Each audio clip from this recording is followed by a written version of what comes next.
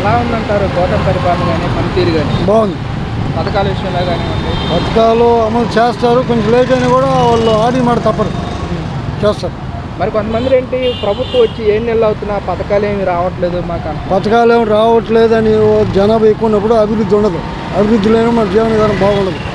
పథకాలు ఆశించకూడదు. ఎవరికి కావాలంటే ముస్లిం ముతక కుంటి గుడ్డి అలాంటి వాళ్ళకి కావాలి, కానీ అన్నీ బాగుండే పథకాలు ఆశించి అభివృద్ధి ఎవరు ఉంటుంది?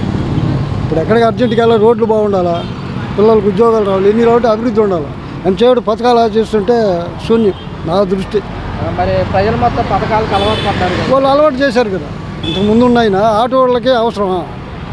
రోజుకి 20 రూపాయలు సంపాదించుకుంటారు. ఏంటంటే వాళ్ళు ప్రచార రథాల వాళ్ళు, ఎవరంటే వాళ్ళు ఎక్కుతూ ఉంటారు, వాళ్ళు మంచి చెప్తుంటారు, డబ్బులు ఇచ్చారు కాబట్టి అవి ఆలోచించి ఆయన పథకాలు ఇస్తున్నాడే. కానీ మనకి కాళ్ళు అన్నీ బాగున్నారు, పథకాలు ఎందుకండి?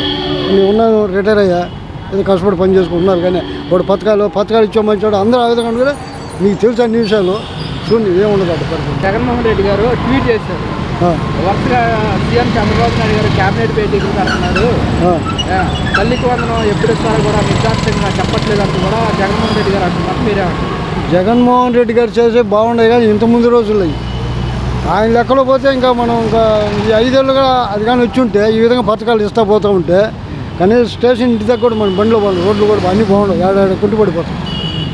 పథకాలు ఉండకూడదు బాబు, మీకన్నా కోపం వస్తుంది. పథకాలు అనేది ఆశించకూడదు, వాళ్ళు ఇవ్వకూడదు. అభివృద్ధి పనులు పిల్లలు చదువుకుంటే సరైన ఉద్యోగం క్వాలిఫికేషన్ తగ్గట్టు పని చూపించాలా, ఫ్యాక్టరీలు కట్టాలా, ఎన్ని చూసుకుంటారు. పథకాల వరకే నేను చెప్పలేను దాని గురించి.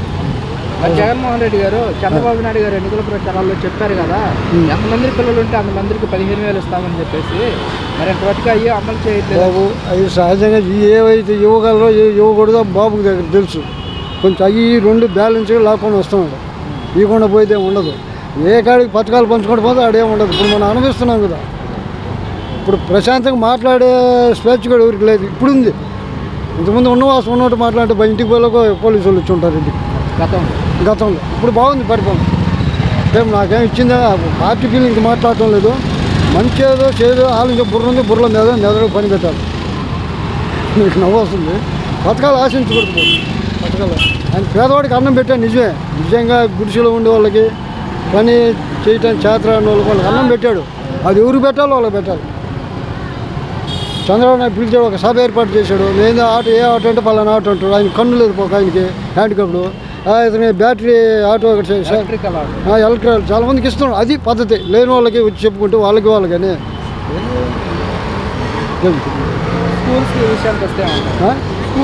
బాగుంటాయి బాబు. ఆయన ఏదో రంగులు వేసి వాళ్ళకి ఏదో సూటు బూట్ అని చెప్పి ఏర్పాటు చేసి క్వాలిఫికేషన్ ఏముంది, ఎడ్యుకేషన్ ఏముందా? ఏం లేదు. ఇప్పుడు బాగుంది అన్ని విధాలు. గతంలో మరి వైసీపీ ప్రభుత్వం ఇంగ్లీష్ మీడియం తీసుకొచ్చింది. అవి చెప్పుకుంటే దానికి అవి కొంతమందికే వస్తాయి, వాళ్ళు ఇది చేస్తారు. కానీ పథకాలు ఆశించడం అనేది వీళ్ళకి కూడా పద్ధతి కాదు. ఆశించే వాళ్ళు ఆశించాలి. ఇప్పుడు మీరున్నారు బాబు, మీరు ఇంటికి పోయి మీ ఫ్యామిలీ చూసుకోవాలని పథకాలు పంచుతుంటే మిగతా వాడికి ఏం చూస్తాం? వాడు బయట స్వేచ్ఛగా తిరిగే రోడ్లు, బిల్డింగ్లు, ఇండస్ట్రీస్, ఈ ఫ్యాక్టరీలు అవి తెచ్చేదాన్ని చూడాలి. ఎంతసేపు పథకాలు పంచుకుంటూ పోతే ఏముంటుంది? మరి ఇప్పుడు సీఎం చంద్రబాబు నాయుడు గారు అమరావతి పూర్తి చేసి తెలుగుదేశం ప్రజలకు అంకితం చేస్తారు. ఖచ్చితంగా చేస్తాడు. ఆయన ఆన్బాడ్ ఆయనకి ఆయుష్ ఇస్తే 100 years, ఇంకొక కనీసం 55 years క్లియర్ చేస్తాడు. 2 బిడ్డలాగా ఆయన దత్తపుత్రుడు అన్నారే, 2 కొడుకులతో సమానం చంద్రబాబు నాయుడు గారు. ఇద్దరిని పెట్టుకొని అమరావతి కనుక మనకి ఏర్పడితే పెట్టుబడుల విషయంలో కానీ అన్నీ వస్తాయి. బ్రహ్మాండంగా పెట్టుబడి ఇప్పుడు వస్తున్నారు. కాకపోతే ఒకటే బాబు, ఎవరు లెటర్ పెడితే వరల్డ్ బ్యాంక్కి లెటర్ పోయిందంట, మీరు అమరావతి డెవలప్మెంట్కి డబ్బులు ఇద్దని పోయిందంట. ఇంకా ఆడే ప్రజలు అర్థం చేసుకోవాలి కదా.